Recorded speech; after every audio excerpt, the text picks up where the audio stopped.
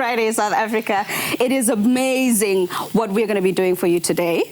Yeah. And here in the Afternoon Express kitchen, we love putting a spin on our dishes. And today, we are taking a South African delight and putting a Spanish twist. Enter the Bobotie Empanadas. And I'm saying Mexico and you say Spanish. It is quite a debate about whether it is the Portuguese, the Mexican, the Spanish. We don't know who this actually comes from. But according to history, it's somewhere between Mexico, Spain, and Portugal. I just say, ya arriba, ya arriba, ya arriba. But anyway, we're bringing it back to South Africa, do it, guys. How do you do this? Yes, we are putting a South African twist on it because we are making boboties, but we're putting them in the empanada. So we're basically bringing the world to South Africa. What are you making? Boboties. Bobotie. And that starts off with our onions that are nicely sauteing in our pot, in our pan right now. And then what's going to happen is I'm just going to add some of our Excella oil because it is an excellent brand and it cooks excellently every time. Yeah, and it's excellently neutral. Excellently perfect, because when you say excellently neutral, it means, guys, when you're cooking with it, there won't be any funny smells. It doesn't give off any funny taste. It is basically a pure, tasty, amazing oil as it is, and all it does just enhances whatever you're cooking. So we're going to start off with our onions there that have nicely sauteed, and before I go in with the rest of my ingredients, I'm going to go in with our beef mince that I'm going to nicely work my way into by just breaking it apart into our pot. Did you grow up with bobotie? No, funny enough, I didn't. Ja.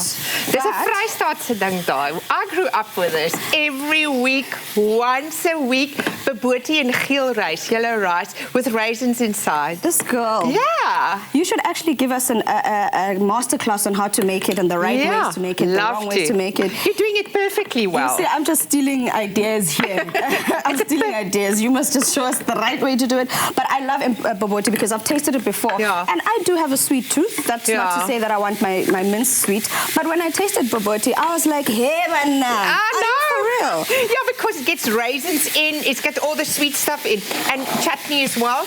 And there's a big debate about it. You know, international people come to South Africa, like the tourists, and then they don't understand that it is a sweet meat. They don't. It's actually meat, but it's also savoury. It is. Yeah. Because you add those spices and the salt and all of that, and it tastes savoury, but there's a sweet touch to it. It's quite interesting. So we're basically going to let the mince brown nicely, and then I'm also going to go in with our spices here. I've got some allspice, I've got some cloves, and I've also got some curry.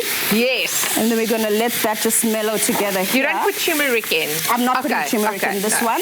But guys, whichever way, because I'm sure there are people that have family recipes that are specific, where there's one ingredient that you just can't go without. I know that.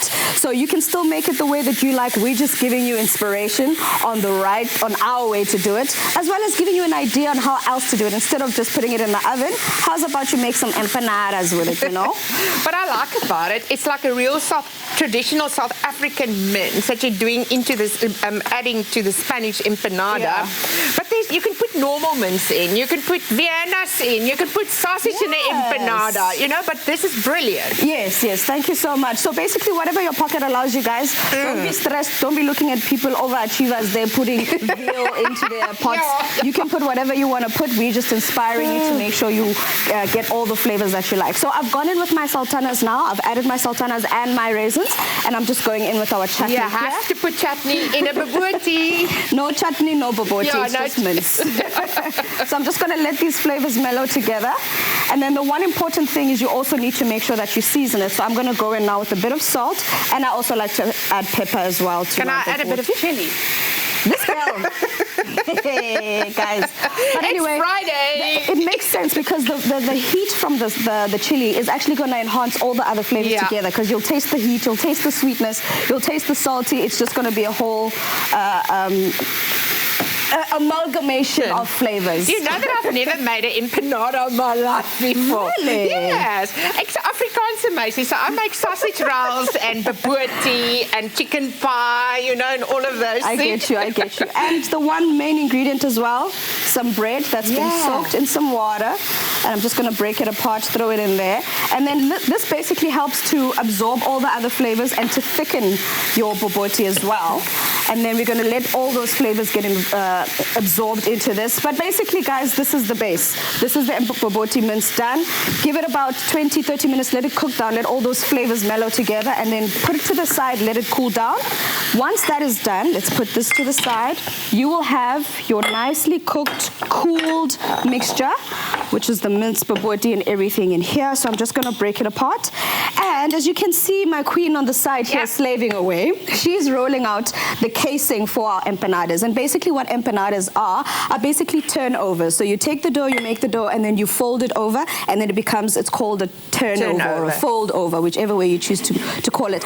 So may I please ask you just to pass me one so I can show South Africa exactly what happens now. And you can show me as well. I'm going to copy you now because I've never made one before. Basically, yeah. So what happens now, we've got our empanada dough, which Anel has so graciously rolled out for us. I'm just going to put it there so everyone can see. And all you do is you spoon some of your mixture into the center, but more towards the side because you want to be able to fold it over. Like a long little sausage type of thing. Well, or what? Closer to one side because you're going to fold it. In fact, that's fine because that's going to work exactly. Like that? And then you just fold it over. Yes, Gail. And then you pinch it. And then you pinch it. So the technique that the Spanish or Mexican or Portuguese use is that they use a folding method. And this is basically what you do. You just fold it over. Let me do it from this end. And you just keep folding it and folding and folding and folding. And you just keep folding it until it gets to the very end. And then you tuck the very last one underneath. And there is your empanada.